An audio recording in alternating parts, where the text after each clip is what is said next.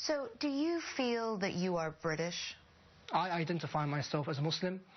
If I was born in a stable, you know, I'm not going to be a horse. If I was born in Nazi Germany, I'm not going to be a Nazi. I mean, this is just an island I was born in.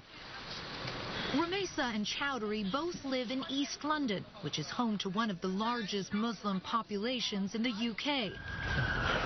In one part of town, Rumeysa and his associates have set up so-called Sharia patrols to go out and discourage behavior that they deem un-Islamic. There's some guys there. On this night, they stopped to talk to a couple of non-Muslim men who were in a park drinking beer, which is forbidden under Islam. So we're just reminding the community about staying safe. And in this area, there's a lot of gambling that goes on, a lot of alcohol drinking, and it leads to a lot of problems. So we advise you, and we advise anyone you see, to stay away from these things. Get the prostitutes off our streets! But the patrols are not always so friendly. Online clips give a very different picture. A woman in a short skirt is abused. Vigilante. To not dress like that in Muslim area. I'm so appalled. We don't care if you're appalled at all. Muslim patrol. It's Great Britain. This we don't care. It's not so Great Britain. You need to get out of it. A man the patrol thinks is gay is insulted. Get out of here quicker then. You're dirty, mate. You're a gay, mate. Get out of here, mate. In the night time, it turns into a very ugly place like many other places. Walking through London with Rumeysa, you experience an alternate reality where there is no compromise and all conversations are one-sided. Ultimately, I want to see every single woman in this country covered from head to toe. I want to see the hand of the thief cut. I want to see adulterers stoned to death.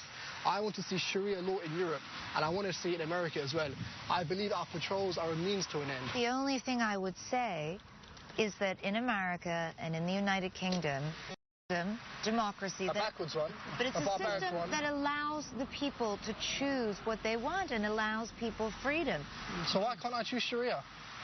When in Rome, overthrow Caesar, implement the Sharia. In your home, you can do whatever you want. But what about in the public? Why can't I tell you to cover up? Am I free to say that? Because it would be outrageous. So where's my freedom? Where's my freedom? You can say it to me, but okay, so cover up. Wear the hijab. That's absurd. The thought of Chowdhury's supporters taking the law into their own hands is deeply frightening to most British people. This is a group that believes the West is at war with Islam and that the invasions of Iraq and Afghanistan justify any kind of violence in response. The most shocking example of that logic was the gruesome and very public murder of British soldier Lee Rigby on a London street last year. We have killed this man today is because Muslims are dying daily by British soldiers. On that day, the man wielding the knife was a known associate of Chowdhury. Chowdhury has refused to condemn Rigby's murder, nor will he criticize ISIS for the beheading of American journalist James Foley and other Western hostages. You know, I don't know the details about James Foley. I know the details. Let me educate you because he was a friend of mine. I don't believe you, I'm afraid. Sorry, I don't believe you. You don't believe me that James Foley was a journalist? I don't believe any Western journalist, quite frankly. I believe you're liars until proven otherwise. But let me tell you something. The perspective of the Muslims, of journalists, whether that be James Foley and others, is that they are the propaganda for the Western regimes. Have you formed an opinion for yourself? I form my opinion on the basis of what the Muslims say, not on the basis of what you say. I'm sensing a double standard here, because essentially you're very quick to condemn acts of violence by the West, but you refuse to condemn any act of violence by your fellow Muslims. No, I believe that there's a difference between the oppressor and oppressed.